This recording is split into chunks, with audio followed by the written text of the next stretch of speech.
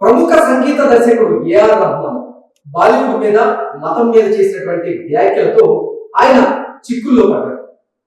గడిచినటువంటి 10 సంవత్సరాల కాలంలో ప్రభుత్వ మార్పిడి తరువాత మతం కారణంగా తాను అవకాశాలను కోల్పోయాను, నాకు అవకాశాలు తగ్గాయి అంటూ ఏఆర్ రెహమాన్ చేసినటువంటి వ్యాఖ్యలు తీవ్ర దుమారాన్ని రేపుతున్నటువంటి నేపథ్యంలో కొందరు బాలీవుడ్ ప్రముఖులు దీని మీద స్పందించడం జరిగింది. ప్రముఖ రచయిత అయినటువంటి శోభాడే ఆవిడ ఏఆర్ రెహమాన్ చేసినటువంటి వ్యాఖ్యల మీద తీవ్ర స్థాయిలో మండిపడ్డారు. అలాగే ప్రముఖ రచయిత అయినటువంటి జావేద్ అఖ్తర్ అతను కూడా ఏఆర్ రెహమాన్ ఇటువంటి వ్యాఖ్యలు చేసి ఉండాల్సింది కాదు, మతం కారణంగా అతను అవకాశాలు కోల్పోలేదు అంటూ కొంతమంది బాలీవుడ్ ప్రముఖులు అయితే దీని మీద స్పందించినటువంటి నేపథ్యంలో వారు అసలు ఏమన్నారు, నిజంగా ఏఆర్ రెహమాన్ ఈ వ్యాఖ్యల ద్వారా ఎలా చిక్కుల్లో పడ్డారనేది ఒకసారి మనం పూర్తి స్థాయిలో విశ్లేషణ చేసుకునేటువంటి ప్రయత్నం చేద్దాం. బాలీవుడ్ గురించి ప్రముఖ సంగీత దర్శకుడు ఏఆర్ రెహమాన్ వ్యక్తం చేసినటువంటి అభిప్రాయంపై దుమారం రేపుతూ ఉంది. దీనిపైన ప్రముఖులు స్పందిస్తున్నారు. అవి డేంజరస్ కమెంట్స్ అని రచయిత్రి శోభాడే మండిపడగా, రెహమాన్ ఇలాంటి స్టేట్మెంట్ ఇవ్వడాన్ని తాను నమ్మలేకపోతున్నానని, ఆయన వ్యాఖ్యలను కొందరు అపార్థం చేసుకుని ఉండవచ్చని ప్రముఖ స్క్రీన్ రైటర్ అయినటువంటి జావేద్ అఖ్తర్ ఆయన స్పందించడం జరిగింది. రెహమాన్ కు బాలీవుడ్ లో వర్క్ లేకపోవడానికి కారణం మతం కాదు. ముంబైలో నాకు తెలిసినటువంటి చాలా మందికి ఏఆర్ రెహమాన్ మీద గౌరవం ఉంది. అంతర్జాతీయ ప్రాజెక్టులతో ఆయన బిజీగా ఉంటున్నారని, అలాగే విదేశాల్లో ఆయన నిర్వహించేటువంటి ప్రోగ్రామ్స్ కి ఎక్కువ సమయం కేటాయిస్తున్నారని, అందుకే తన ప్రాజెక్టులకి ఆయన అందుబాటులో ఉండలేము అని బాలీవుడ్ లో ఉన్నటువంటి కొంతమంది మేకర్స్ అనుకోవచ్చు. పైగా తొలి నుంచి కూడా A R Rahman star music director, అందుకే చిన్న నిర్మాతలు ఆయన్ని సంప్రదించలేకపోవచ్చు.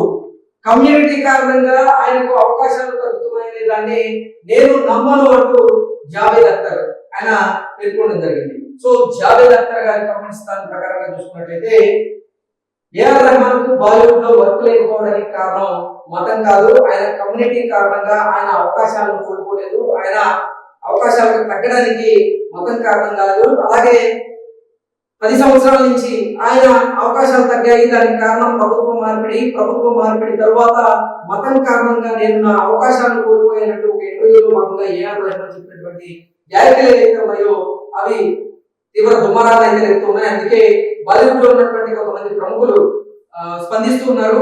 ఆ కమ్యూనిటీకి చెందిన వారే స్పందిస్తూ నిజంగా ఏఆర్ రెహమాన్ పనిని కోల్పోవడానికి అంటే ఆయన అవకాశాలు తగ్గడానికి మతం అయితే కారణం కాదు, అలాగే ప్రభుత్వ మార్పిడి కూడా కారణం కాదు అంటూ జావేద్ అఖ్తర్ ఆయన అయితే చెప్పడం జరిగింది. ఇదే విషయం మీద సింగర్ షాన్ కూడా మాట్లాడుతూ, ఇక్కడ మతపరమైనటువంటి కోణం ఉందని నేను అనుకోవడం లేదు, ఒకవేళ అదే కారణం అయితే కొందరు హీరోలు ఇప్పుడు స్టార్ హీరోలుగా ఉండరేమో కదా అంటూ సింగర్ షాన్ అతను కూడా తన అభిప్రాయాన్ని అయితే వ్యక్తపరిచారు. అది కూడా వాస్తవమే కదా. నిజంగా బాలీవుడ్ లో కనుక మతపరమైనటువంటి అంశం కనుక ఆ కోణం కనుక ఉండుంటే ఇప్పుడు బాలీవుడ్ ని కొన్నేళ్లుగా రాజులుగా ఏలుతున్నటువంటి ముగ్గురు ఖాన్లు ఎవరైతే ఉన్నారు వారు ఇప్పుడు ఆ పరిస్థితుల్లో ఆ స్థాయిలో ఉండేవారు కాదు కదా. నిజంగా బాలీవుడ్ లో మతం అంత ప్రభావం చూపించుంటే, లేదంటే ఈ గడిచినటువంటి 10 సంవత్సరాల కాలంలో ప్రభుత్వ మార్పిడి తరువాత మతం కారణంగా కొంతమంది కనుక అవకాశాలు కోల్పోవలసి కనుక వస్తే చాలా మందికి అవకాశాలు కోల్పోయేవాళ్ళు కదా. ఏఆర్ రెహమాన్ గారు మాత్రమే ఎందుకు మతం కారణంగా అవకాశాలను కోల్పోవలసి వస్తుంది అంటూ చాలా మంది అయితే ఏఆర్ రెహమాన్ ని ప్రశ్నిస్తూ ఉన్నారు. నిజంగా ఏఆర్ రెహమాన్ గారు చేసినటువంటి వ్యాఖ్యలు ఏవైతే ఉన్నాయో తీవ్ర దుమారాన్ని రేపుతూ ఉన్నాయి. ఇక ఏఆర్ రెహమాన్ ఏమన్నారనేది ఒకసారి చూసుకున్నట్లయితే, రెహమాన్ ఇటీవల మీడియా సంస్థకి ఇంటర్వ్యూ ఇచ్చారు. అందులో భాగంగా బాలీవుడ్ లో తమిళ్ లేదా మహారాష్ట్రేతరులపై పక్షపాతం ఉంటుందా అని ప్రశ్నించగా, వ్యక్తిగతంగా తాను ఎప్పుడు ఎలాంటి వివక్షను ఎదుర్కోలేదని తెలిపారు. 8 ఏళ్లుగా ఇండస్ట్రీలో పవర్ షిఫ్ట్ నెలకొంది, సృజనాత్మకత లేని వారే కీలకంగా వ్యవహరిస్తున్నారు, దీనికి మతపరమైనటువంటి అంశం ఓ కారణమై ఉండొచ్చు, అది నాకు నేరుగా ఎదురు కాలేదు కానీ గుసగుసలు వినిపించాయి, నేను పని కోసం వెతకను, చిత్తశుద్ధి ఉంటే పనే మన వద్దకు వస్తుంది అంటూ విశ్వసిస్తున్నానంటూ ఏఆర్ రెహమాన్ చేసినటువంటి ఈ వ్యాఖ్యలు ఏవైతే ఉన్నాయో అవి దుమారాన్ని రేపుతుంది. అంటే ఏఆర్ రెహమాన్ గారు చెప్పిన దాని ప్రకారంగా నాకెప్పుడు మతం కారణంగా కానీ లేదంటే ప్రభుత్వ మార్పిడి కారణంగా కానీ అవకాశాలు తగ్గలేదు ప్రత్యక్షంగా. కాకపోతే నా చుట్టుపక్కల ఉన్న వాళ్ళు చెబుతూ ఉన్నారు, వాటిని నేను విన్నాను అంటూ ఆయన చెప్పుకొచ్చారు. చుట్టుపక్కల ఉన్న వాళ్ళ మాటలు వింటే నిజంగా వాళ్ళు దుష్ప్రచారం కూడా చేయవచ్చు. సో ఆ మాటలు అంత సీరియస్ గా తీసుకోవాల్సిన అవసరం లేదు. రాఘవన్ గారు, మీ మీద నిజంగా భారతదేశంలో చాలా మందికి ఒక గౌరవం అయితే ఉంది. ఎందుకంటే ఆస్కార్ తీసుకొచ్చిన మీకు నిజంగా ఎంతో మంది అభిమానులు అయితే భారతదేశ వ్యాప్తంగా ఉన్నారు. మీరు మతం మారిన తర్వాత మతం గురించి అలాగే ప్రభుత్వ మార్పిడి గురించి చేసినటువంటి వ్యాఖ్యలు ఏవైతే ఉన్నాయో వాటిని చాలా మంది అభిమానులు, మీకు సంబంధించినటువంటి అభిమానులే జీర్ణించుకోలేకపోతున్నట్టుగా సామాజిక మాధ్యమాల్లో వాళ్ళైతే కమెంట్లు పెడుతూ ఉన్నారు.